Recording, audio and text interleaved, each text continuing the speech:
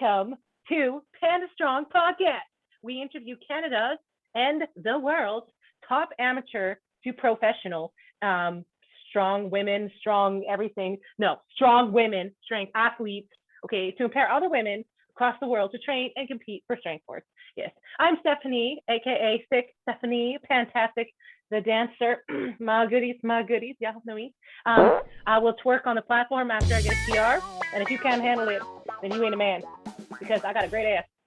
And I'm also a dance and fitness educator and strongman athlete. And you can find me and my dance and fitness challenges on and tutorials as well on YT and IG and TikTok. Just look up Fantastic the Dancer.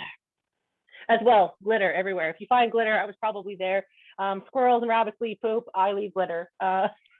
If you have glitter in your gym and you still can't get it out, I was probably there once. Just saying. So today's episode is balancing training and summer fun. And today we have the amazing, strongest woman in the world, or at least in my heart, Cori Butler. And so she's a pro strong woman, and you can follow her on IG at Pro StrongWoman _ Cori, CORI _ Butler. That's it. Okay, honestly, when I think of Butler, I think of a butler, though. Like, honestly, you're the first butler I know. That's not a butler. The first time I've heard that. I know, that's why I said it. I am that asshole. Okay, so why she's fabulous. In 2018, she's the fourth strongest woman in the world. Okay, if you guys don't know what that means, if you don't know how many bad bitches exist to get to that level of eliteness, is amazeballs. So yes, the Strongman Corporation, she has a record for the heaviest axle clean and press at, is it 250 or 275? I can't remember, girl. Timmy. 250. Yeah, I have since gotten the overall American record for heavyweights category at 271. Yes, I was going to mention that. That's amazing. That's like lifting me. That's crazy to me. That sounds like a whole. Yep, that sounds like a whole other podcast, and then you can teach me to twerk. Yes. I want to have an entire fitness episode where all the strong women get together and all we do is lift each other, like deadlift each other, overhead press each other, run and carry each other on each other's backs and choose the best time. That'd be like the greatest fucking competition ever. Yeah, I am too. Like you bitches want to do this, I'm down. I'd make a virtual all night. I don't care what we got to do. Okay, let's do it. Sounds like a private Facebook group to me. We should do that. Humans who like lifting other humans. I feel like an OnlyFans account is coming out here. So anyways, on that note, she's a marketing consultant. She's also a hockey mom. So she yells at people in the stadium. Just kidding. She's a hockey coach. You yell at people. That's good though. That's why they're successful. You're not like, good job, Bob. You're like, Bobby, go and get another one. And he's like, okay. It's true though. You don't accomplish anything if a coach is always giving you a pat on the back. Sometimes you need a swift kick in the arse to set you straight. You ever had drama come in your life and you had to face who you is, and if you're really strong on the inside and then you overcome that challenge, it's true. Someone's got to kick you in the nuts sometimes. True story. My hockey girls got the on-ice coaches, was it 2 seasons ago, got the on-ice coaches' whistles engraved with their names on them. I didn't get a whistle. I was told that's because I don't need a whistle. I am loud enough without the whistle, and they were terrified to give me one. That's good. And everyone's like, you're yelling. I'm like, well, then you probably made me rage out. So then don't let it get to that level of, it's a pot on a stove, okay? If you hear it bubbling, you know that your noodles are almost ready, okay? So if that shit keeps bubbling and then it starts to explode out of the pan and start burning and smelling and shit, you didn't turn off the oven, okay? Right? That's like a boiling pot and you're like, I just add a touch of water to it. No! Anyways, that's my coaching motto right there. Just do it, get it done, and you won't boil over into injuries and fatigue, and the list goes on. Everyone just thinks I'm all savage now. I'm not. Sometimes I hug you as well. I don't know. Wait, I don't know. Are we allowed to hug anymore? I don't know. Anyways, she holds the All-American. I feel like there needs to be that song. Boom, boom, boom, boom, boom, boom. And then play at the same time. Wait, bye. Boom, boom, boom. American, and you need like a man who's going like an American axle record.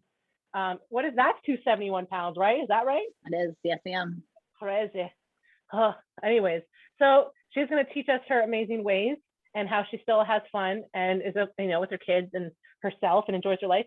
So she's a mom of two, and obviously you're working your full-time jobs, and then you're, training, competing as a pro strong woman, which isn't easy. So tell us kind of where that all started and what was the motivation behind adding, strongman training, right, to get to this point, to be one of the world's strongest women. adding that to your schedule with all the other things you have going on, right? In the midst of challenge, university and stuff like that. Talk to me about how you got into that, in the very beginning. So it actually started, very basically as I was a mom of a 1-year-old and wasn't loving what the body was looking like anymore. And had kind of been just taken over by that, like sweatpants and baby puke and washing my hair every 3 days, and decided that I was going to get back in the gym. I was an athlete in high school, played basketball, volleyball, ran some track early on in my younger years. And a friend of mine at the time who I played like rec league volleyball with had joined a gym to do like some boot camp type classes. Those were not my favorite, but they transitioned into me doing some warrior classes, which were incorporated more barbell, dumbbell kind of stuff. Quickly realized that I liked lifting more than I liked cardio, and started doing some powerlifting type stuff in that same gym. And then one of the trainers was going to train for a local contest we had coming up, and asked if I wanted to train with him. He wanted a training partner, and the stereotypical, like, did the first event in training, fell in love with it, got bit by the bug. That was what I wanted to do. And I trained with him, competed in that first local show and won. And I have literally done that pretty much solely ever since. I did a couple powerlifting meets. I have dabbled in the CrossFit areas as well. Yeah. Strongman's my love. That's where I like to live. Makes me happy. Yeah. And they are different. I mean, like before, when I was a triathlete and a dancer and cardio, and then doing the barbells, it's a different thing.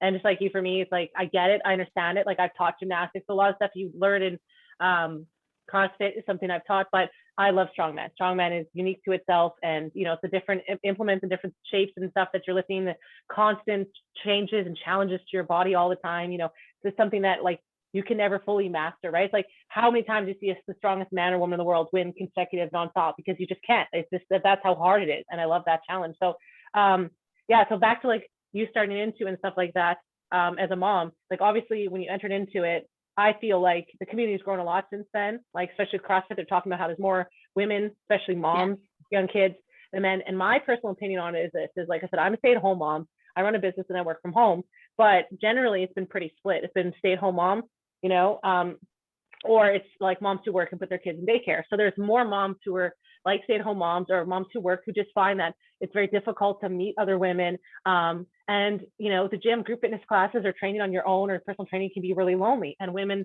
we need that connection. We need that. We need like other women around us. That's how we're designed, right? Like, we're genetically designed. We need that connection, right? It's scientific fact that women need more hugs than men a day. Like, that's just, we need that kinetic touch, right? And I think that's why women are excelling so much at this sport, is it fills that place, but it also is just something that they're naturally going to be good at, right? Even though they don't have the, testosterone advantage of a man, right? So I just wanted to hear your perspective on it, because like, for me, I find that not only obviously, like we talked about the baby bod, that's something, like, for me, I want to look and feel sexy because I've always been a dancer. I want to feel attractive, have a reason to wear makeup, do my nails, or, put on cute outfits. But like, overall, it gives me like a structure to my day, right? It gives me structure for the week, for the month. And then it doesn't just feel so mundane, because being a mom can be just really repetitive, right? Like, you're driving them to their hockey practice or whatever, right? And it can just, no matter how much you try to find joy out of it, you can start to feel kind of like a slave, right? Like, this is all I am. And so having those healthy, you times, it also boils down to everything that transfers onto kids, right? Because then you're eating healthy, so they're eating healthy, and they're seeing exercise, they want to exercise. So all these different things. So I was just curious for you, like when you started out, like, how did you work that into your schedule? Because, like I said, you have a full-time job, you're a coach. How did you kind of transition into that? Because, the farther you go in the sport, just like as a coach, kind of the more commitment that comes with it, right? In terms of training and so forth. So yeah, absolutely. It's changed drastically from, 2014 when I started training to now. So beforehand, it was literally, when I just started, an hour a day, maybe on what I would say training days. And then the weekends, of course, you get a little bit more, but even then, kids would go with me. They had a kids area at the gym. Oh, wow. That's awesome. More gyms need to do that. Whenever I go to the gym, I think a play structure would work really good right there. And that's what made the YMCA popular for a really long time. But, the YMCA is just group and fitness classes. They don't have the barbell training. And I'm telling you, any gyms that were listening in, that would be your cutting edge. I'm telling you, you would become a top gym real quick if you had a daycare right there, or just like a play area where she could watch her kids safely. Like, I don't bring my toddler because he'd be grabbing everything and just probably being annoying. Like, he trains in my gym at home, but like in public. So it's like, if there was a safe space, for sure. Anyways, go on. So that, of course, drastically, I, a couple of years in, qualified for my first nationals, went and I got my junk punched. I think I finished 20th in a field of women, and decided, I went back, won another local show, decided I was like, that's what I was going to focus on. So, got a coach, focused solely on strongman. And of course, that's when the additional hours came forth. It was 2-hour training sessions and even more on the weekends, and really starting to look at myself nutritionally. You can preach all you want, but till you're right in the middle of it and realize that nutrition really is the broader, like 80% nutrition, 20% actual training. Like the nutrition makes such a difference. Totally. And that's when I started really making the momentum towards that pro StrongWoman card. So towards that pro card. And it wasn't, it became, even early on, it became like you were talking about, why we do this. It became an outlet, all of the stress from the day, all of the kids pissing you off, totally, baby daddy pissing you off, like all of that. It gives you some place to put that, right? So even early on, before the pro card came, and now more so, any stress that you have, like that's my safe place. That's that's my outlet. Like, it's funny. So it's not funny, that's not the word, but it's interesting to me how at the same rate, when you have all these women who are joining CrossFit, right? Moms with young kids, and strong women, just strength sports in general, right? At the same rate of growth, you have women who are becoming, severely addicted to drugs and alcohol, drinking and driving. And that tells me that there's something wrong, right? That tells me that there's something that women are missing. And in terms of an outlet, right? Like women, I think I talked about this in another episode, so I won't go into too much, but basically like women, tradition, tribes, and the way that women had a community, in our ancestors' time was very different, right? Like you could just knock on the door and somebody would come in and watch your kid, and you just kind of pass kids around all day. And so it was equal distribution of work. You were never kind of like alone with a screaming baby for 2 hours. And, humans can only take so much. And, like I find when I don't train, I can't sleep. Doesn't matter what I eat. Doesn't matter if I take sleeping pills. Like it just helps you meditate. It helps you work through all your issues. I have my best training sessions when I'm stressed. I solve problems. A lot of times I'll be doing work for my store or this podcast or whatever, or like recruiting athletes while I'm, sitting in between it, like, SBD, whatever. And like, I'm not the same mom when I'm like not able to train. I'm super ragey. I have more chronic pain. I'm actually more tired, need more naps during the day.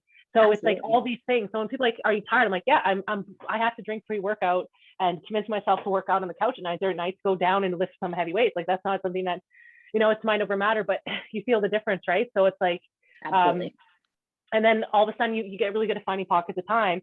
And I think of it as my reward at the end of the day, where I'm like, well, if I clean the house and I've taken care of the kids, everyone's, they've been read to bed, you know what I mean? Like they've gone their cuddle time, they've gone their craft time, the house is clean, the backyard, everything's clean. And I'm like, you know what, then this is for me. And that's so important, because I feel like women are doing way more than in some ways than our ancestors did, because you've got your job, you've got your kids, you've got all of this on top of this, on top of this. And I just think, that's the bare minimum you can do for yourself, right? Sure. I mean, there certainly are days, more so now, that I've got different goals that I'm training for and have come and gotten the opportunities that I have. But, there are days that you're dropping the kid off at practice, you're going to the gym while practice is going on, you're going back to pick the kid up, you're going back to finish training sometimes, or, you're getting part in after work, and then you're doing family time. And then, especially during the school year, once the kids are in bed, you're going back to the gym and getting that workout done. And I mean, you've got to be, that's not something you're going to do if you don't enjoy what you do. Like if it's just going through the motions and you're not invested, that you're not looking forward to it, that it's not what you want to do and what you love, it's going to be really hard to work those times into your schedule. Like we're all busy, No, totally. But so I think it's, oh, go ahead. No, you go ahead. I want to hear what you say. I just think whether it be, fitness of some kind or whatever your hobby might be, it's important to have that you time. It's important to have that outlet. It's important to have that, like you mentioned, meditation. Like that's time to regroup, to focus, to get that energy out and do something for yourself to make you that better mom, to make you a better employee, to make you a better you. I can honestly say that the more stress that you end up overcoming, right, the more efficient you become over time with your time, because your body, your mind is like a machine, right? What do you put into, what you train into the systems, it just becomes more effective. And I'm capable of way more mentally, physically than I was in, like, 10 years ago. I may not have the same body, right? But like for me, my motivation isn't to look a certain way, because if that doesn't work for me. I struggle with eating disorders, body dysmorphia. That's not good for me. Yeah, but for me being in the gym, like I feel better, and that's what I focus on. Even when I'm lifting, like a lot of times I don't focus on the weight I'm adding to the bar. I don't count until I'm done, and then I record it. And I just really focus on meditating and how I feel about it. And like what you're saying about like enjoying and being passionate about it is so huge, because a lot of women, when I talk to them, because a lot of strong women or women who want to become strong, who want to come to my class or train with me, or even friends, they focus on like the Instagram image or the end result for their body. Will I lose 30 pounds? How much stronger will I get? Will I get as strong as these girls? I'm like, see, that's the thing, is like, if someone was to troll me and compare me, I'd be like, I don't care, because I know what I had to fight through to the day to get to that, to get to the gym. And even if you don't lift, even if you don't do 12 of the different workouts that you planned and only 8, you still worked out, right? You still were in the gym. You were still mentally, physically, emotionally present. You gave it your all. You did your best, and you were there. And it's like, it's those slow progressive steps, like I said, that you add on. And then all of a sudden you're like, holy shit, like, how am I here, right? Like for me to be able to do a podcast, I had to learn how to make a website. To learn how to make a website, I had to play with apps on my phone, right? Like it's progressive things. And so that's what I'm trying to say. It's like you do one good thing and you add another good thing, and all of a sudden you start having more self-respect for your time. Like, 2-3 years ago, I would miss a workout for some bullshit. Now I don't, right? It's like that has to be a priority. And that's not to say that there are not times that I want to sit on the couch and do sit on the couch. I mean, that certainly, I am not every day motivated.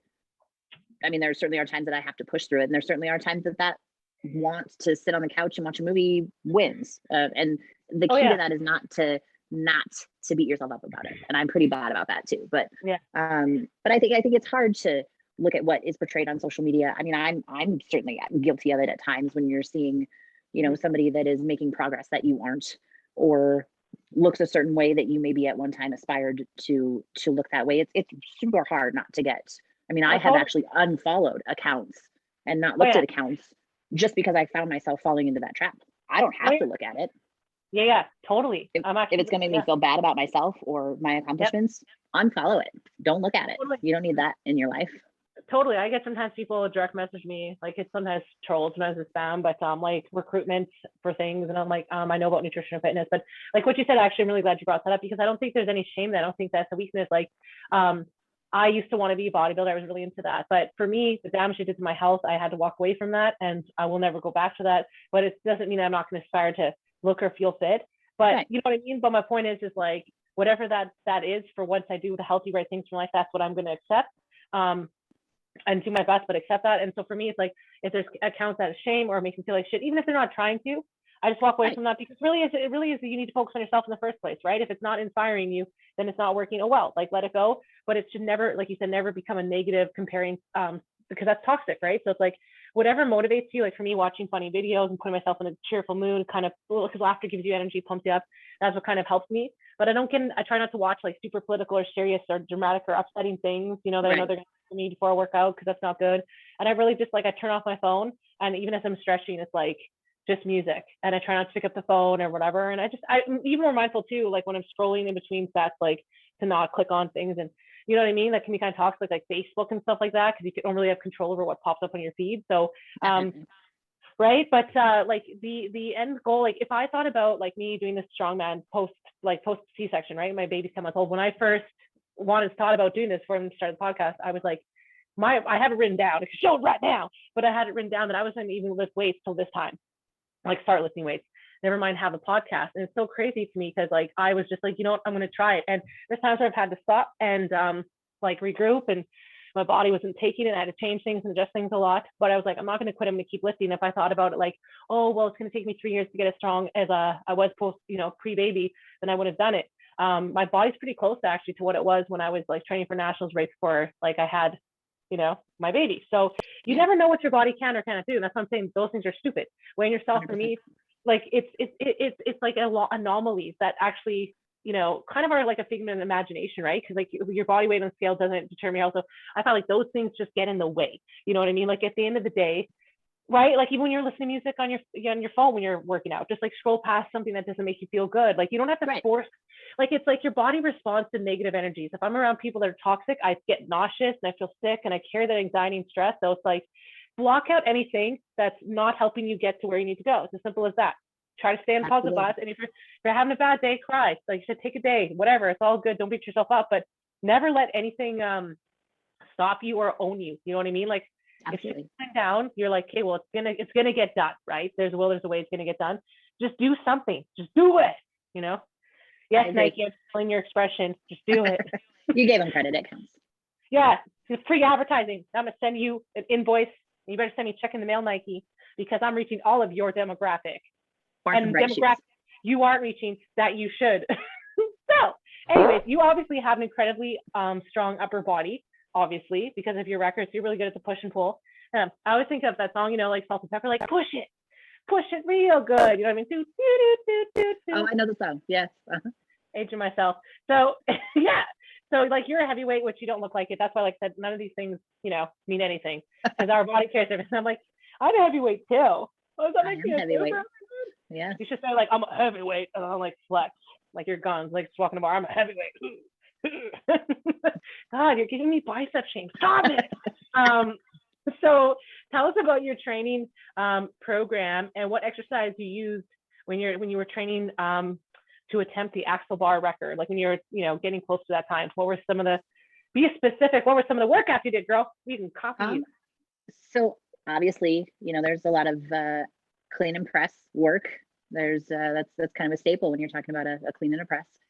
I really like strict press work. It's been programmed a lot for me by coaches. I like floor presses. Okay. Really like floor presses. Yes, no one does them, and they're really highly underrated because that's you're like, I think that actually is one of the biggest workouts that stop people from getting to a pro level or just even getting past PRs and just getting stuck is those little muscles, honest to God. You know what I mean? Like train like a bodybuilder, you know what I mean? Yeah. If you're lots of tricep work. Yeah. I think accessory work is super important. Yeah. Don't like you said, don't neglect the little accessory muscles. Yep. But that really is just lots of variations of pressing. I mean, I did push jerks and push presses and strict press and floor press and did some incline bench. And then it's just different types of tricep accessories. I honestly do very little bicep work. It's never really been much that's been programmed for me. It's more, you know, rear delt work and those types of things. And it has seemed to do fairly well for me. I would say that, like, you know, machines sometimes are really highly underrated because you can really, really control and focus on those specific muscles and movements. You know what I mean? If you don't have the best form with barbells, like I don't think there's any shame in going, you know, a little old school and just sitting down and just, you know. I would agree with you. I actually train out of a CrossFit gym. So I don't do machine work just because I don't have access to it. I've thought about doing, you know, like a commercial gym membership so I can go in a couple times a week and do some of that accessory work. But I agree with you. I don't think there's any shame in utilizing those machines. I think they are great for accessory work. Well, I've seen a lot of bodybuilders who come up and try strongman competition once just because they want to try. They have no desire to be a pro strongman or to stay in the sport. They just want to, just another thing on the bucket list. And I'm always really amazed at their form and their control. And they have that control because all they ever do is work little muscles for physique, right? And so their form is really fucking good. And I'm like, man, if you actually applied yourself, I think you'd whoop some, you know, some major ass because you know, your cardio is there, these other things are there. And I think that's why, you know, and that goes kind of rolls into CrossFit, right? And adding those key elements. You know, we all know the pros and cons of CrossFit, but I'm curious if you, like, obviously with CrossFit, there's a lot of just focusing on specific movements, right? So, you know, before you're doing a snatch, before you're doing overhead press, you're just focusing on getting the first part of that movement really, really strong and really solid and clean, good form before you do next step. Do you know what I mean? And so in terms of progressive, like overload and training and that kind of thing, when you start with CrossFit, can you talk more about that in terms of just upper body and the presses? Like, what did you focus on? And now do you still, obviously from having a CrossFit background, do you ever just focus on, isolating those movements with the barbell, right? Absolutely. There were a lot of things, there still are a lot of things technically that I try to hone in on. I have a very good friend who he competes strongman with me, but he's more on the CrossFit side. He does more CrossFit competitions. He's a level 2 CrossFit coach. And I will still to this day send him videos and things and be like, hey, this is happening, or I feel like this is happening. Hey, can you give me any tips on this? And he has given me great drills for, getting my dip more upright and my elbows stay more up and my knees pushed out, and just the little details that can make a huge difference.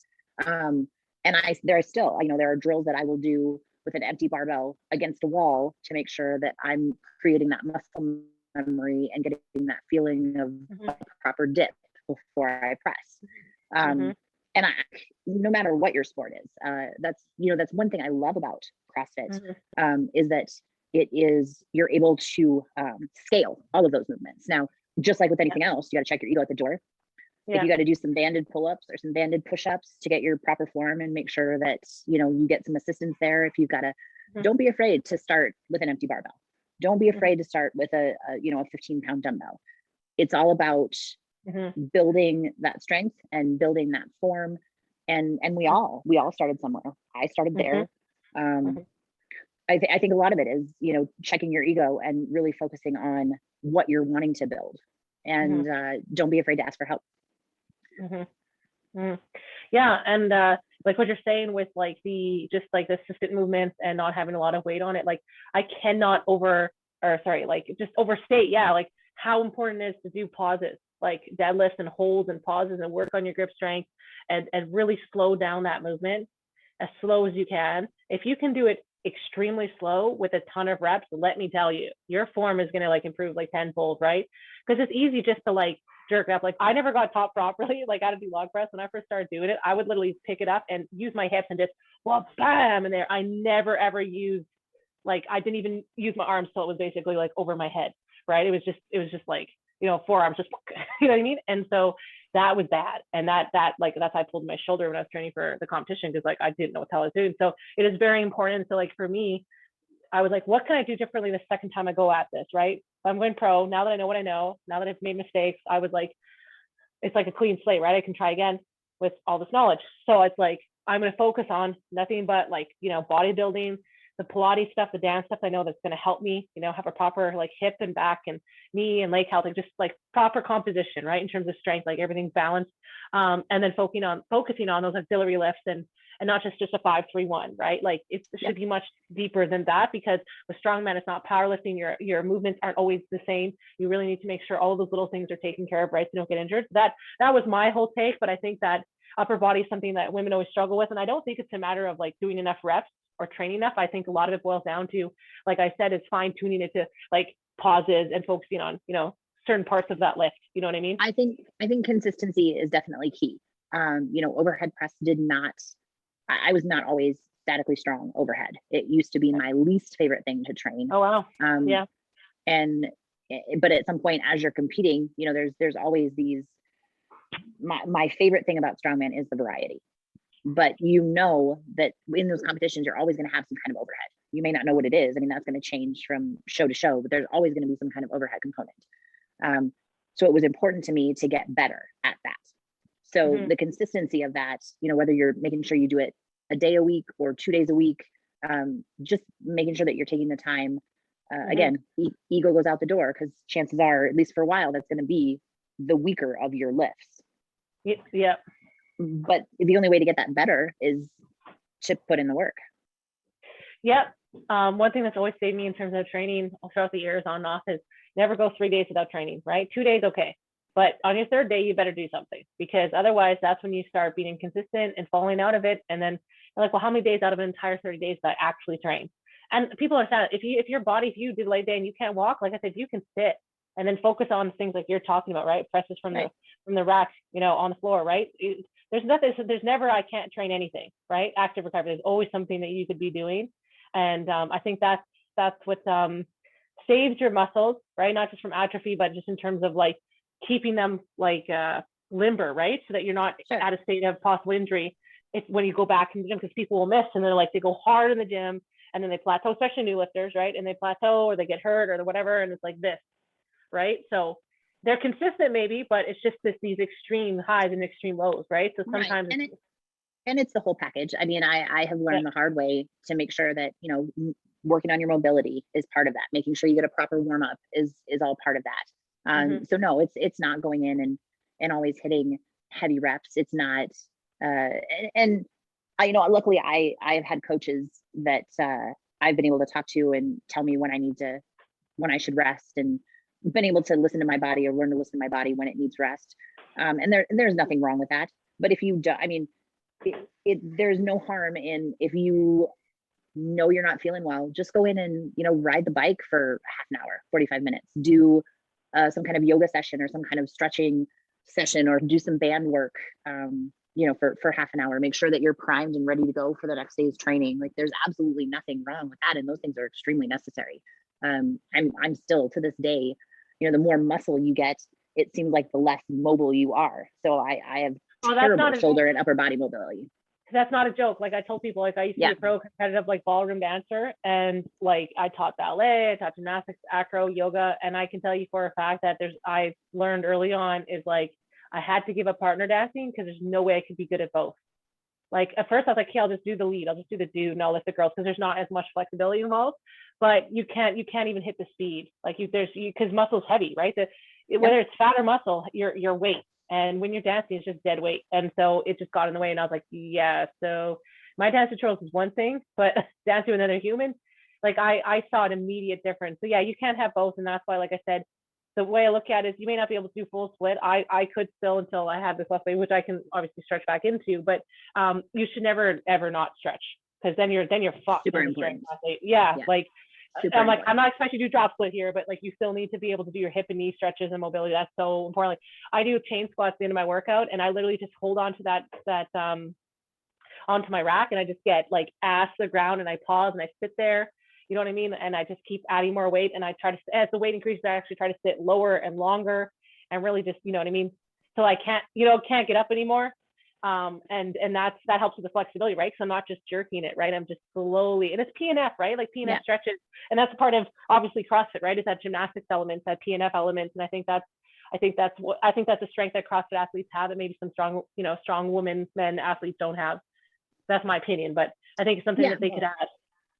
For sure, I would 100% agree. I think, you know, you see a lot of men and women both that you know, struggle to get a bar down to their clavicle, and it's just that mobility and the amount of muscle that they're fighting to get into those positions. I think it's super important. Yeah. So because of your background in CrossFit, and then obviously becoming a pro StrongWoman, is there anything that you would take from CrossFit, obviously, that you would recommend athletes add to their training program, or, you know, anything about the lifestyle or just in general?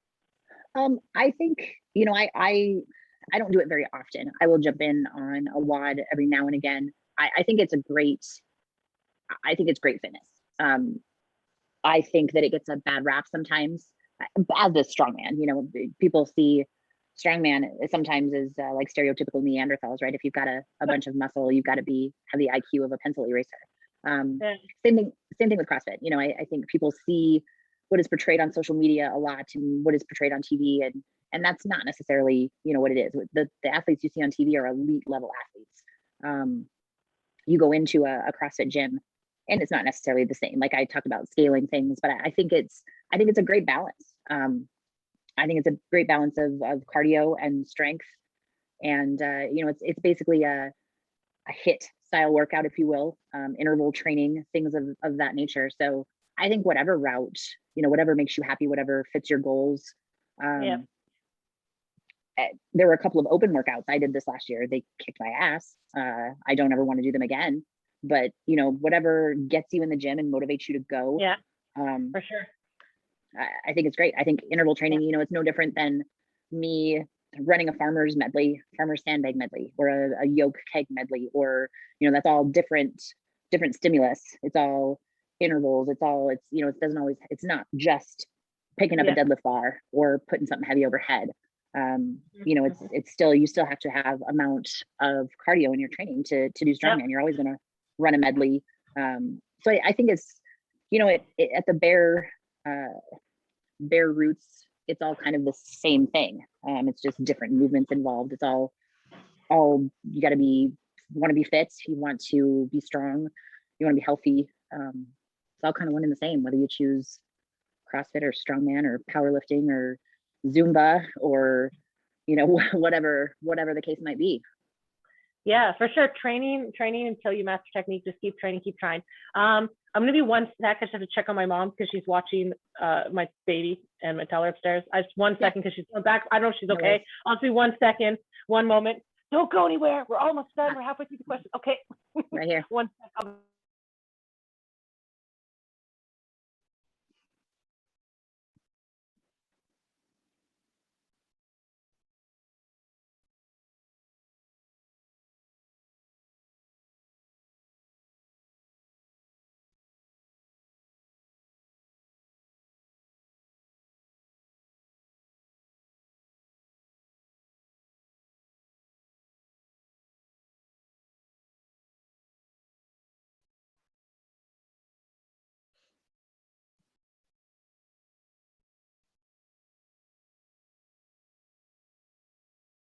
Your face is so serious. So I have to get up like so unattractively because my calf, like I can't flex it. So I'm just like, ooh, it's hard to get off this couch. It's so low. It's like my basement couch. And anyways, it's been dismantled from my child so many times that I put like a piece of plywood underneath the mattress because he broke the springs anyway. So like, it's like the most ghetto broken couch. Yeah, but he loves it. So I kept it. But anyways, it's like really hard to get off of. So I was like, oh, God. She's like, I'm okay. I'm just getting ready for bed. I'm like, you pace the same square feet 20 times on the whole floor. Like, creak, creak. I'm like, are you having a stroke? Like, she's like, no, I'm getting ready for bed. I'm like, dude, like, I don't know what's going on up there. Anyway, I was trying to, like, if I made faces, if you guys are talking with to you, I was like, what is like, and I'm like trying to just like stay in the podcast space, but I'm like, what's going on? Anyways, I have to do a commercial break. That we'll do a little recording and then we'll jump back in. Okay. All right. Sounds good. So if you're still listening, my sexy pandas, my powerful badass pandas, this lovely episode is brought to you by one of our amazing sponsors, Resolute Strengthwear. They're incredible. They make custom lifting belts. They're so freaking nice. I'm telling you, you can get them in glitter, any color, your Instagram name on them, your logo, your business logo. So it's insane in the membrane. You can't get there anywhere else. I also have, life insurance for strength athletes, which is really important because most of us, our BMI says we're morbidly obese, and the nurses and doctors out there who don't train and don't work out are like, oh my God, we cannot give you insurance. But I don't smoke, I don't drink, bro. They're like, oh my God, your BMI. So anyways, they will hook you up. They got you, boo-boo, okay? They also have these amazing, locally made from Canada logs and axles. So check out their website, resolutestrengthwear.com, log on and make your order today. So we are back with the amazing Cori Butler, and she's, telling us about her experience of being a fabulous boss-ass bitch, and how you can become strong like her one day. You probably are as strong as her on the inside. You just don't know it. Women never know. We're underestimated. We do not understand how great we are. We have to go there. Go and find your greatness, people, because it's already in you. Go and unleash it on the world. Yes, go and find your greatness. I love that. I'm gonna add that to a shirt. Go and find your greatness. You should. Everyone is great though. This is the thing. Another thing is people, we talk about back to the social media comparison, is everyone thinks, I'm just like penning it, but it's true though. Everybody always thinks that there's only a few great people, it's like 10%, 20%. It's not true. It's just like, for me, diet only does so much. For me, it's 80% gym. If I don't train in the gym, I'll look the same. I will. Nothing will change. I may be like a little skinnier, a little jigglier, but nothing will change. And that's what I'm trying to say. Like, everyone has greatness in them. They have to go and test it. Go and test it. Go try, go fail. You will find out how amazing you are and what you're made out of, and you'll find out what you love. You ain't going to find it if you sit on a couch. That's for dang sure. And no one's going to bring it to you. You got to find it yourself. So what did we say earlier? Go and find your greatness. Greatness. I might add that hashtag to my bundle. Do it. That's this ad message is brought to you by Panda Strong Apparel. I'm going to make a shirt. You guys better look for it on the store. It's going to be there. I'm telling you. And I would support that. Yeah, Cori will have the first one, and we'll use code Cori, and you can get a good deal on the shirt, I promise you. Yeah. So, yeah.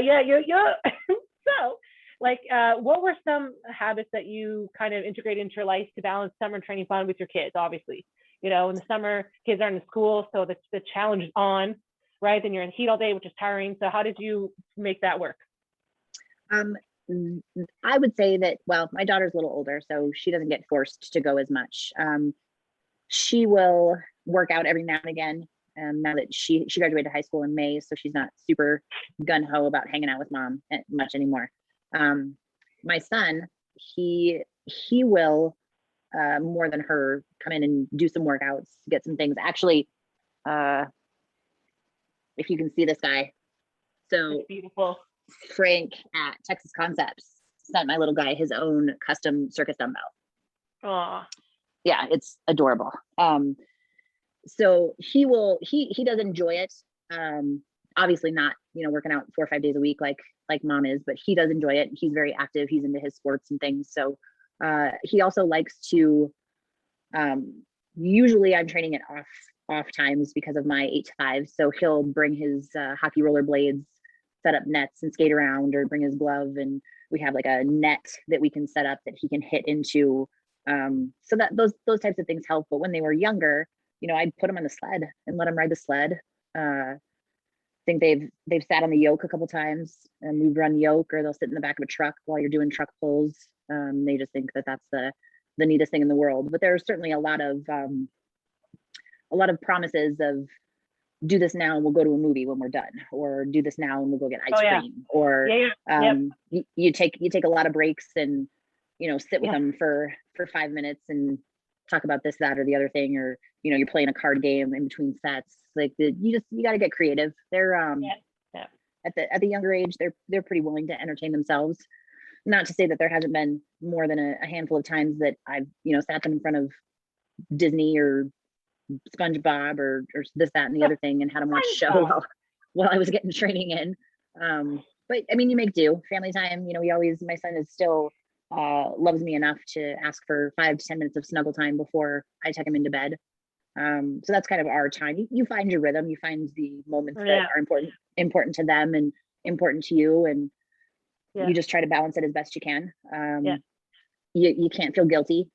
I've fallen into that trap of mom guilt before, where you leave them for a competition, or they don't want to go to the gym and you make them go anyway. And they're resilient. They're watching you set that example of doing work and building that foundation, and knowing that their health is important, or your health is important to you, their health is important to you.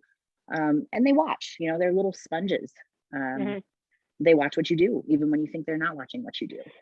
A lot of good points you brought up there. I'm just going to interrupt for a moment so I can remember them all, but there's a lot of really good patch things you said there. So, one of them you're talking about, like, once again, pockets of time, like getting the kids to work into it, is like my son, like he likes lifting. I'm making some customized, like myself, because I can't get it here, and ordering and getting it here would be just crazy. So I'm making him his own log, out of a log, right? And all that kind of stuff. I'm gonna make him like little Atlas stones, right? Just use like basketballs and stuff like that for the shape.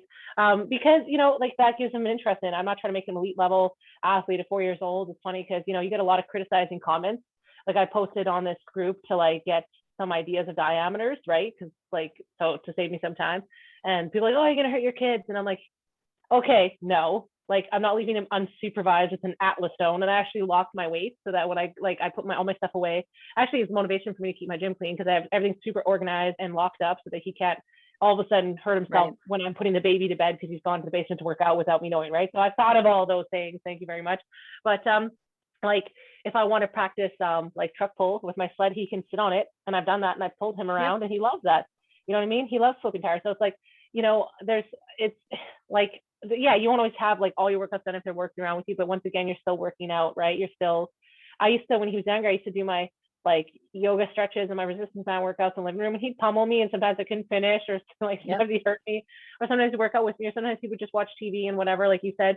And I want to go back to the point you said, if you do a bit of this, you get that. And I think that's very important for this generation of kids to learn that, because they have way too much accessibility to everything easily without working for it. And when I was a kid, you didn't do your chores, you got spanked. I'm not telling you spank kids, I'm just saying that you had to do your chores before you got, this or that. And so I think it's very important for them to learn to not be selfish, to learn that there's other people, that have needs, and that in order for them to get the things they want, they have to work for it. So with my kid, we have a very structured day. I maybe stay at home mom with me, we don't have structure. I run it just like a daycare. I have all the things a daycare would have. And I'm like, you know what? You want to go play outside, and you clean up your toys. because I'm not cleaning them 5 times a day, and I'm not coming in to, I got a mop. So, and he knows, if you want me to spend time with you, then I got a mop. I got to be able to clean. If you want more time with me, if you clean up after yourself, I don't have to spend as much time cleaning. You have more time with me. So, I have lots of conversations with him. I talk to him about that and kind of, lead him to the right direction. I'm like, if you're a good boy, you get Play-Doh, you get a movie. And then, some nights, most of the time I read him to sleep in bed. Sometimes he watches a movie, and then I come here and I do a podcast, right? So it is what it is. And sometimes he doesn't cook. And I've met all his needs. I'm like, I'm going out to the garage, and I've recorded podcast episodes in the garage, because I'm like, you're good. You go to bed. I come back in. He's sleeping on the couch, popcorn bag beside him. And he's fine. You know what I mean? Like you said, resilience is really important. And like, my family did not take care of their health. And it's going to sound like a dick when I'm saying this, but I don't want to be anything like them in that sense. And that's been a big motivator for me, right? Like, I don't want to have diabetes. I don't want to have cancer.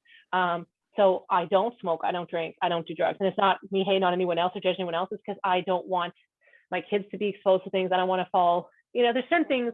I think there's healthy struggle. There's healthy challenges to put in front of your kids, and then there's like just being a role model, right? You're the first and the primary role model for how they're going to have relationships with people at work.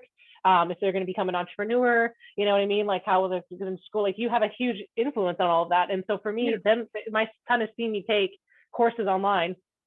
Well, he's falling asleep on the couch. He's seen me study. He's, you know what I mean? He's seen me work. He's come down when I've been like teaching something online. So, you know what I mean? Like, he's seen that example, but it doesn't mean I neglect him as a mom. Do you know what I mean? So he's seen what a healthy female role model works. Sometimes I get mad. I'm not a perfect mom, right? Sometimes I mess up, sometimes I'm like, oh, I forgot to get your Play-Doh from the store, whatever. But you know what I mean? Like, it's a balance. Like you said, you're not going to always cookie cutter it, right? It's not going to be perfect, but it's about, And that's the same thing, your quality time doesn't necessarily have to look like everybody else's. Like my time that I had them in the gym, that, we're working out together, or I'm making them part of the workout, or I'm taking breaks and, helping them with homework in between sets, whatever it is, that might not look like, your quality time or the stereotypical quality time, but that's our quality time. I mean, it's still quality time with my kids. Totally. Yeah. Quality time means different things to different people, but there's no way you listening won't have a positive influence. And it's so funny to me, because like when I first started doing this stuff, like my first son was a lot younger, and it was like, well, you can do that when he's older. I'm like, why do I have to wait till he's 8-10 years old? Right. Why do I have to wait till then? What? And also on unhealthy things like, oh, your mom's expected that you're not going to eat. I'm like, I'm going to eat.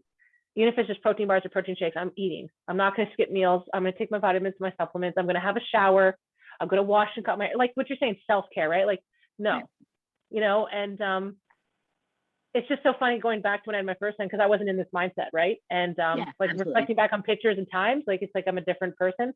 And I can say that the only thing I regret is not taking care of myself, because I wasn't as good of a mom as I am now. I still need to improve, but you know what I mean? Like when you start taking care of yourself, you have more to give, right? So I agree. Anywho, so on that subject, like what were some habits, people, things in your life that you need to sacrifice or cut out to get where you are here? Like how did you set those boundaries? And I don't know that I necessarily feel like I sacrificed anything.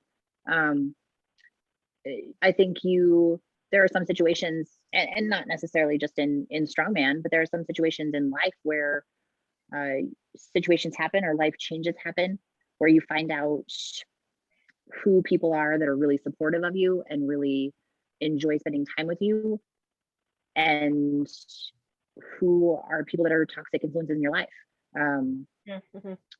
So I certainly, I like to think that I have some amazing people in my life. I have some, lifelong, very dear friends that have been in my life and been supportive of me from the beginning. I have new strongman friends that I have met along the way that are amazing people. And I certainly have had people in my life. I was in a few very toxic relationships that didn't make me feel good about myself, that I look back on and, you're like, what the hell was I thinking? Like, how did I ever get into and put up with that situation? So to credit what you had said about being a completely different person, strongman has really changed my life, changed how I see myself, changed the type of person I am in relationships. And I'm okay with having a small group of quality people who I know I can count on at any given time. And I'm okay with that. Not everybody has to like me. Not everybody needs to be my friend. I try to be a kind person to everybody. I try, at least those ones that I don't exactly see eye to eye with, can be amicable with. But I think I don't really see it as a sacrifice. I think the people who are supposed to be in my life and meant to be in my life are still around. I think the people that were not supposed to be in my life, that are not good people, life gave me ways to purge them, to see what those true colors were, and to not have them in my life anymore. I certainly dealt with at a much younger age, dealt with the eating disorders. I think I still have my days of body dysmorphia. And I think it works good and bad. You know, I had somebody come up to me over the weekend and was like, and it's something I know that I had, is a member of one of the team of one of my sponsors, and I hadn't met her in person. And she said to me, "Holy shit, girl, you're jacked. Like, your upper body is huge." And I don't see myself that way. I don't look in the mirror and do a bicep flex and be like, "Holy crap, like those things are impressive." But it works the other way too. You know, I am a mom. I've got a little bit of baby belly still hanging out there. I've got some loose skin. I've got some stretch marks. So I think it works both ways. And I think as a female, you know, I'm probably always going to struggle with that. I think it depends on, or it comes down to how I let that affect me. Like, how long do I hang on to it? How much time do I really give it? So yeah, does that answer your question? Yeah. I kind of got on a tangent there. Sorry, no, that was perfect. I mean, like, I would say, and I can say this comfortably, that I probably have 40 pounds of loose skin from having 2 kids, and then also weight fluctuating. It's not fat, like, and you know, I could have a tummy tuck and then boom, and it would make a difference in my lift in terms of how I feel and like just the body mechanics of it, but not about like how I feel about my love for myself. So my point is like the only time it bothers me was, like, for example, when I fell at the beach yesterday, and then that, like, a girl walked by who was really skinny and tiny, and she definitely did not lift, or she wasn't really a gym rat, and she's like, "I'm a healthcare aide, but I can't help you pick you up because you need a chair," like basically assuming I'm just fat. And you know, a lot of heavyweight athletes go through that, right? And it's frustrating. It's frustrating when I get asked at the doctor's office, who has known me for several years, asks me if I smoke, and it's just ignorance, right? Or like automatically assumes I'm diabetic. You know what I mean? If I'm at emergency, and it's like, no, I'm not diabetic. I'm not having an insulin incidence. Like, you know, it's just one of those things where it's like, I don't care until someone says something like that. Then it can kind of upset me for a little bit. And those are like when I have kind of body dysmorphia moments, and then you're like doubting yourself. You're like, am I really fit? Am I really healthy? And that's unfortunate that we live in a society that, you know, bases fitness on that. And which is just not true for genetics. And also, like, your body's gonna be fit to depending on what you're training for, right? Like, if I was a full-time dancer training as a dancer, I would be a lot skinnier. I'd be a lot lighter, but that's not what I'm doing right now, right? And I'm okay with that. And that actually made me deal with my body dysmorphia, because when I started getting really strong, I started putting on a lot of weight with strongman. Like, when I first started training, I trained as a bodybuilder, and then this time I started with the keto, right? And then as soon as I started doing heavy lifts, I'm like, I need my carbs. And so I put on weight again, and I was like, damn it. But it's like, it's made me have to face those deep parts of my mind that are a little shaky. You know what I mean? And shady, I would be saying the words, right? Like a little sketch, and then being like, you know, I cannot let a little thing like that fuck up my whole week and throw me totally off course, right? Like, it's dumb. It's hard to do, like, especially when you have I run into, and I've mentioned this on podcasts before. You know, you get people that are in awe, so to speak. Like, you get people that are super impressed by the work that you put in, and then you get other people who feel it's their, you know, mission in life to tell you that women aren't supposed to look like I look, that it's gross, that it's unnatural, that, you know, I've had people ask me if I intentionally look this way. I've had people stop me at the gas station and really, oh my god. Yeah. I've had you know, I told a story once upon a time that I had a couple in the grocery store that the girl complimented my hair color, and then followed it up with, "You could be pretty if you didn't have so many manly muscles." Oh my god. It's okay. The guy that she was with told me within that conversation that I should consider a new hobby, because men like women with more feminine body types. People need to learn to shut the fuck up. Like, I may have had a screwed up childhood. Anyone who knows me or knows my history is usually like, holy fuck, you came out normal out of that. But you know what? One thing I would have been beaten by if I did that to anyone. I was raised not to say shit to people like that. I'm very nice and I make jokes and I make compliments. And sometimes I feel like when I compliment people, I sound like a really lame, nerdy dude trying to compliment at a bar. But I still would never like, who the hell are you? Like, once again, are you God? Like, where do you think you have any consent to just speak into people's lives like that? Like, there's nothing and who the fuck are you to tell people how to live their lives? Like, that is some next level bullshit. But I feel like athletes who are super naturally thin or who are super like have your body type or my body type seem to be always the targets for this kind of crap. And so it's not personal, and it's obviously just it's like how much volume of instances need to happen where people accept that maybe this is a type of people with these type of genetic dispositions, and you need to fucking accept that. You know what I mean? Right. Like, and you know what I mean? I think it's not one person. It's natural. Right. Yeah. And I think it's natural too. Obviously the thoughts went through my mind. Like, I could tell you that you're far too skinny and need to do some squats. I could somehow take down the size of your man's junk. I'm sure he has a tiny penis, but I kept those things in my head. I don't fire back with those things. Right. Yes. I feel you're just classy. I simply, it's back to being kind. Like, I don't, I thanked them for their unsolicited opinions. And I turned back around in the grocery aisle, and it does. I mean, if for just a few brief moments, it hurts your feelings a little bit. Like, you can't, I think it's part of being human. Well, like, for example, when I take my canoe out, right? Like, it's actually used canoe, but like, it's hard to canoe a large ass canoe by yourself just because it's so long, right? And so I have a 12-foot like canoe, but it's wide. So it's kind of like a kayak. And I want something that I would say for my toddler. Anyways, like, people always stare at me at the beach because I'll like canoe by myself, and then I'm like running with my baby, like in the water on purpose or on land. And they're always like looking at my mom, because my mom belly, like, it bounces up and down more than my boobs, like when I'm running on the beach. And I used to let that shame me, try to run slower, try to like suck it in and try to stop. Now I just let that shit jiggle, and I just run like freaking Baywatch, like in the wind, like a horse across the beach. You know what I mean? Like my hair flowing. But it's like it's always amazing to me that people are always so surprised. But it's like also then it gives me motivation and fire to go harder and more intense, because I feel like I'm doing it for the other big girl who doesn't feel like she can. And also, like, when people say things, it's usually like really skinny, what would look like fit girls who aren't fit, but they just have that genetic disposition, or like dad bods, like what you're saying. And then I'm like, dude, like, I don't want to fuck you, so I really don't need your opinion. You know what I mean? Like, no, Tom, it's like Mother Nature. Like, a really gorgeous guy runs by, and he's tattooed and he's tan and he's just muscular. My hormones immediately react. And then I'm like, I got to suck it in, and I got to get the Baywatch stance. Then I got to run slow-mo. You know what I mean? Other than that, there's no reaction other than, excuse me, bitch. Like, somebody saw my baby at the beach. So he's a 10-month-old, but he's the size of a 2.5-year-old. He's tall. He's thick. He eats like a 2-year-old kid. Like, he's very healthy and not diabetic. And it's like, dick old lady. It's people stare at my kid because he's so beautiful. He's like an angel. He's all blonde. And they're like staring at him, and they're like, oh, he's pretty big. How old is he? And I say 10 months. I'm like, oh my God. And they're like, well, is he diabetic? And I'm like I triggered. Yeah. I'm just like, that's your mama bear. That's the mama bear coming out. I'm like, yeah, I can understand how you feel that way. Did you have low access to food as a kid? You know what I mean? Like, I could burn people so harshly, but you just say, you know what, he's well loved.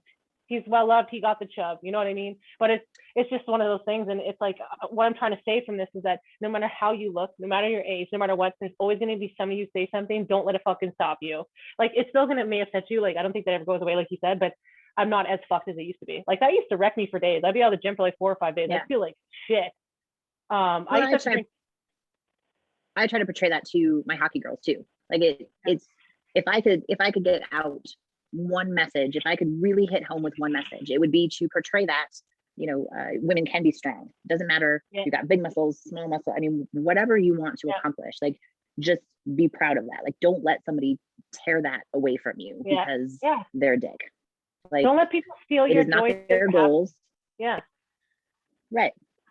It's okay to be strong. It's okay to be strong. It's okay to be muscular. It's, I've got a bunch of female teenage hockey players. They're at that prime age where hormones are raging and they want to be all goo goo gaga over the boys, and they want the boys to pay attention to them. And mean girls is a thing. Like, girls are freaking mean to each other, especially at that age. So if I can, if I can get one thing across to them, it's being proud of what you're building, being proud of who you are, being proud of what your goals are, and having the strength to stand up for yourself in those situations. Like, who cares if Mr. GQ high school president doesn't think you're pretty? I promise you, you will find someone who does. What was I going to say? I just thought of something stupid and funny when I was laughing at you, but I was like, I would like, this is real, because I got bullied as a kid in high school. I would rather get punched in the face by a gorilla, King Kong, 4 times than like straight in the face, like one after the other. Like, I'd rather break my jaw from getting punched in the face than having a 13-year-old mean girl say something to me, because they're fucking savage. And when I was a kid, my mom was like, just turn me in a cheek. No, that does not work. You know what? So if a guy, okay, if somebody says something to you, it's like, daddy issues, you know? My favorite thing is nonsensical comments. Like, someone says something really rude, and I'm just like, science, you know? When they're like, you're fat, I'm like, science, you know? They're like, you're muscular. I'm like, science. Where's your kid? Are they in the forest? Like, because when you're in Chinese, you always think you leave your kids. I'm like, science. Like, it works for everything. You know what I mean? Like, you have to get to that point of next level fucks, and either use that rage and go immediately work out and put in there, or just laugh at it. Because honestly, the people who are saying or doing something in life will never be that person saying something to you. So anybody who's saying something to you is already beneath you by saying that, and you should just feel sorry for them. Well, you know what I mean? I try to explain to the kids don't be too. mean back, but don't, right. You know, let it steal your life. That's my point, because it's a troll, you know? They're only attacking you or only coming at you because they're unhappy with something about themselves. Some aspect of their life is lacking. So they feel like they need to be mean to you because that makes them feel better about themselves. Yeah. Yeah. It's a much easier lesson to tell people than to get them to actually buy into, though. Yes. This disconnect and reconnect with you. So disconnect from the hate, reconnect with your positive vibrations goals. Like, it's so important to write down your goals, look at them, look at your progress, and remind yourself of how fabulous you are. That's good. It's good to have recorded workouts or photos, because you can look back and say, this is how far I've come. And that's all you should focus and meditate on, you know, until that voice in your head. Because sometimes when somebody says something that triggers you, and then it kind of just like that irritating fly around your head keeps coming back. So every time that happens, don't try to ignore it. Don't give into it. Just refocus. You know, it's like, once again, reconnect with the awesomeness that you are, that you're becoming, and that power that is from you realizing that, right? Like, power comes when you realize you're the shit, and all you have to do is show up for it, right? So on the topic, because, you know, sports can be very political, especially nowadays. So navigating, you know, the politics and the progression that comes with becoming a pro level athlete, right? As you go through the ranks and the competitions and stuff like that. Sometimes that can be difficult. So what are some pro tips you have for amateur athletes entering the sport? You know, I've been pretty lucky. I've been presented with some amazing opportunities. I've had good people in my corner and supporting me. But from an amateur standpoint, like, enjoy it. Like, just enjoy it. Have some fun. Really dive into it and see if that's what you want to do. Like, it doesn't. Don't overanalyze it. Really enjoy the ride.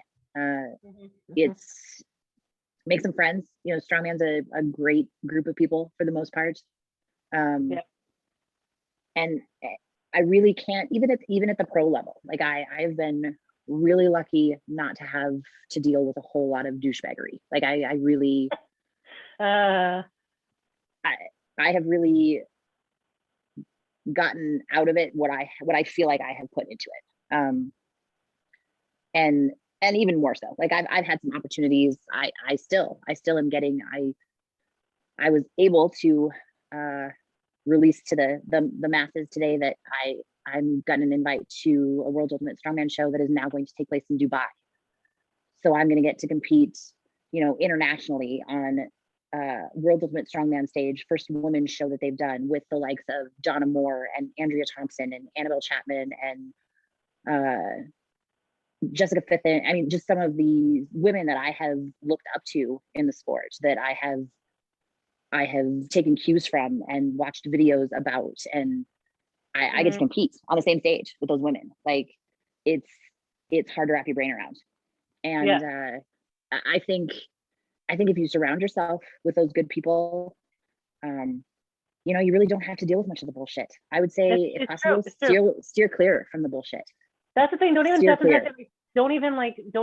engage it. Don't even try to understand it. Don't even try to play aside. Just like you said, just stay out of it. Like, for me, like, even this podcast, like, I try to be unbiased. The best thing about doing this podcast is because I haven't reached a pro level yet, because I'm still, you know, new into sport, baby number 2. I don't know any of that stuff, which is good, right? Like I know who the athletes are that are the top. I know the competition points. I haven't gone involved. That's the best thing because I'm just interviewing who I think is somebody who cares, who is, you know, a good human, who is working their ass off and is doing well in the sport, whether amateur, pro, and who, you know, has a voice that can help women. And those are the people I want to put on here. I don't care about anything else. You know what I mean? And that's the greatest thing is like, I can't wait to compete and now compete alongside these women, right? That I've been interviewing or I'm going to interview. Like, how cool is that? And that's the thing is for me is like, I never wanted to get into that and that part of it. And I've always tried to do that, even with dance is like, yeah, there's this dance company and like, I don't care. Cause I'm like, I love dance and I want to dance at different places and get experiences. I'm here to love and be loved. I'm not here to, and work and hustle and achieve and dream. I'm not here to, you know. And I fully believe like I've achieved some wonderful things and I've got, you know, big things that I still want to achieve. But I strongly believe at the end of the day, like people are first and foremost going to remember their interactions with you, how you treated them, how they made you feel. They're going to remember a conversation that they had with you or a picture that they took with you or a hug that you gave them or a meaningful conversation that you had with them over them watching you run up and down the comp floor. Like it's that portion of it is more important to me, like that mark that I leave more so than the titles and the records. I want the titles and the records, don't get me wrong, like those are goals that I have for myself. But I think the first part of that is more important. So think about that when you're at these amateur shows, when you're building these friendships, when you're you know, training, when you're signing up during warm-ups, this, that, and the other. Like you don't have to deal with the politics. You don't have to. I mean, there's certain situations where yes, it's going to be in front of you, but for the most part, just steer clear of it. You know, focus on you, focus on your relationships, have fun. Like have freaking fun. Yeah. Like honestly, like no regrets. Like for me, meeting women like you, like it means so much to me, because your influence and hearing your stories has just had such a positive impact on my life. Like even just getting through this lockdown, like I'm so grateful for this podcast. I'm so grateful for all the athletes I've interviewed or going to interview. Like it's just brought extra meaning to my life. And you know, just being a part of the strongman community and being involved in sport, like honest to God, like best years of my life type thing, right? Like I want, like, just like you, I want the titles or whatever, but like at the end of the day, the fact that I got to be around and meet so many amazing women and moms, Absolutely. Like I wouldn't trade for the world. That's what I'm saying. No matter how much I get hurt, no matter how many setbacks there are, whatever happens, I'm here. I'm here for the experience. I'm here for the people. And like, I just don't think that, there's other avenues to meet other amazing women, but it's like the experience of the strongman community is so unique. You know what I mean? Like in strength sports, women that I don't know, like I feel like everything else pales in comparison, right? Like people are like, go to the bar, hang out. I'm like, no, man, being at a competition around amazing, like the vibrations, right? Like the women and just their aura. And I don't know, like it's art, right? Like it's beauty in the making. So, you know what I mean? Like nothing else gives you that same level of interest. So obviously it's been a journey for you. What are some of the obstacles that you overcame when you were beginning the sport? How did you overcome them? Just kind of from that perspective as like a new athlete coming in who, you know, shit starts happening. Because I see that a lot of times in Facebook groups, women posting things and being like, oh God, this happened. So yeah. You know, I had a lot in my younger years, a lot of self-doubt, and that came from a lot of things that happened in my years before strongman. I wasn't a very confident person. I still am not sure I'm the most confident person, but I've certainly improved. But I think, you know, for the bad days that you have, you're going to have the PRs. You're going to have the good days. I would be lying if I told you that I didn't call my coach or call my boyfriend still to this day and be like, this 80% didn't go. This shit was supposed to be easy. This feels like an RPE of 25. Like why am I doing this? I am no good at this. I'm going to fail. Like this is terrible. I suck. And still, you know, you have your temper tantrum, you go into the gym a day or two later and that's what you do. And it's going to feel better. It's going to feel better. You're going to hit the PRs, you're going to make the gains, like progress is going to happen. But it can't all be sunshine and rainbows all the time. Like you're going to have the bad days. You're going to have the shitty sessions. The sooner that you can learn to accept that, the less stressful it's going to be. Like, but if you figure that portion out, like how to let the bad days go, look me up on Instagram, send me a DM. Like, I will appreciate you figuring that out for me, because I still haven't quite figured it out. So I'm telling you, I have a method, Matt. I'm telling you, chicken is therapy. Like chicken fingers and honey dill dip, like that solves all of life's worst problems, along with really big bathtubs and lots of fucking bubbles, like your 5-year-old, like bubble parties by yourself. And like listening to the most ridiculous fucking music from your childhood, and then just like twerking and dancing, shaking that ass by yourself, or like cleaning with like headphones on and singing horribly out loud when no one's around. And like, I don't, grocery trips are very relaxing for me. Like when I go to the grocery store, like I solve a lot of problems. I'm just saying. But anyways, that's how I feel with my madness is I have my tantrums, but then I also build things. I go into this mad mode. I'm like, I'm fucking mad. I need to build something. I need to accomplish something. And building something is like an instant, you've created something, you've accomplished something. So I find that helps. Like, I need to bring order back to my life. You know what I mean? So it's like cleaning, cooking, and like building something. I'm like, I feel a hole again. And chicken. There you go. Chicken. And Netflix before you go back. I'm telling people, try the chicken method therapy. If I was a psychiatrist, I would assign chicken as your fucking medicine, and I would do it. I'd be like, you can have heard it here first. You heard it here first. It's also going to be a shirt coming up. So on the last note, what are some tips you have? Any advice, anything at all for any women who are entering the sport or who are in the sport but are like, I don't know if I can be approached. That's what I'm at. I'm just saying it's like it's a self-doubt thing. Like, what are some advice? Yeah, anywho. Stop with the negative self-talk. Actually, that's a direct quote from my boyfriend. Stop with the negative self-talk. If you would have told me in 2014, 2015 that I would be where I am today, I would have you were bananas batshit crazy. Like, I did not believe it was possible. Did I have the goal? Absolutely. Yes, I would have told you were crazy. You just got to keep working, like keep plugging along. Like, no, it's all about setting little goals to get to the big goal. You know, I went through a phase where if I hit a PR on like, even if a little PR or even something smaller, commit to getting 3 days in the gym. You get 3 days in the gym for 3 weeks straight. You buy yourself a new pair of shoes, or you buy yourself a new pair of leggings. That does work. Actually, I forgot that one.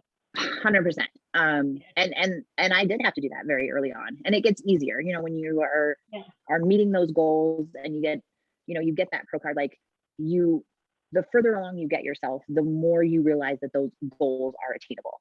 That doesn't mean that you're not going to have bad days, that there aren't going to be days where you tell yourself you suck.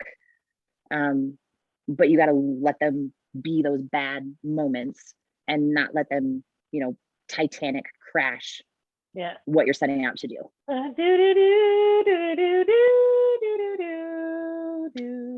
what I got. Yes. I thought of so many songs when you were talking about crazy, like Britney Spears, crazy. Oh God. And then I thought of that Gnarls Barkley's like, I remember when I I do like that song. I do like that song. Yes. That's a good one. Yep. Yeah. Let's get the rage out. And casseroles, if you comfort food, man, like I'm telling you, see, the thing is, I eat so healthy that if I was to have a casserole, I would not feel bad about it. And you know what I mean? Just have that casserole. You feel better, love yourself, You can make a macro friendly casserole. I've done it. I can do it. Yep. I was just thinking though, you need to make like a Spotify playlist. I would totally listen to that. You should follow it. Oh my God. There's two. There's Train Panda Strong and there's Train Panda Strong Cardio. Something like that. Just look up Panda Link Strong. them to me. Okay. Oh, I will send them to you. Oh, I'm so going to do it. Sweet. Link them wherever you link them. And you guys could add songs to it, unless they're horrible, then I will delete them. I'm just kidding. But anyways, it's good shit. And yes, please do it, because I want other women to be vibing at the same time with me. Okay, I'm just saying. And other thing I'd really like to see women doing is like live workout sessions. And then, because now with technology, you can jump into each other's rooms and work out virtually in your own fucking home gym. So let's fucking do it, bitches. That should be a challenge. You post your workout listening to your playlist. Oh my God. And I have, on that topic, you're amazing. I love you. I have so much stuff to give you away, guys. I have lifting straps, like brand new in the package. I have like lifting straps. I have supplements. I have gear. Like, it needs to leave my house and go to you. So complete this challenge. The Cori Butler challenge. You need to give it a name. We're going to come up with a name. The cab challenge. I don't know. Wait, axle press. See, Cori Butler axle press, the cab challenge. There you go. Boom. Yep. Done. Done. Brilliant. It's absolutely brilliant together. And the thing about the gym equipment. So for me, I was like, I want to be motivated, and like I was like, I need to work myself out of the cement weights and the metal weights. And so I've been slowly upgrading and selling. Drives my husband nuts because I'm always buying shit and selling shit. But I'm good. Anyways, when I see my equipment, you know, when I've custom painted it pink, or my bench, you know, it's got my logo on it and it's glittery and shit, awesome. And then my pink shoes, like I appreciate the fuck out of that, because when I first started training for Strongman, I had way less money. And so to see the progression, I'm like, I earned this. And every time I see it, like when I walk by my gym, I get instantly fucking happy, because I'm like, I earned that shit. You know what I mean? It's the little goals. The little goals. Yeah. Yeah. Get them. Buy you some stuff. Yes. So, guys, go on our Facebook page, and TikTok and Instagram. You will see the challenge, the cab challenge, and everything else that you need to know about connecting with Cori. And then also, don't forget to check out our Facebook group, Strong Women of Canada. Okay, if you're in Canada, that's where we have all the resources there from our experts that are on the group, who are like the strongest women in Canada. They, you know, post in there. You can post in there, and it's like all about workouts, like articles of workouts, local comps, anyways, all that good stuff. And if you want to get hooked up with the gear and look amazing in the gym, I have amazing strongman themed, strong women themed gear, clothes, lifestyle stuff with our strongman store called Panda Strong Apparel. Check it out on our website. Just look up the page, store, really easy. You'll find it there. If you want access to coupon codes, you can follow our elite athletes or ambassadors on Instagram. It's all up on our Facebook, so check it out. And like if you're struggling to, you know, get into fit and get into being strong, we have fitness challenges that are up there all the time, once again, from our guest speakers, and we post them like bi-weekly, sometimes weekly. There's also on our Facebook group, Team Panda Strong, we have recipes there. The challenges that we're talking about are on there. So once again, like community in a variety of ways, whatever works for you. And if you want to become an ambassador and become Panda Strong and join a team of amazing athletes, you can apply online to be one of our ambassadors. So check that out. If there's a favorite lifter that you have on the show, tag us on one of their posts so we can see it, and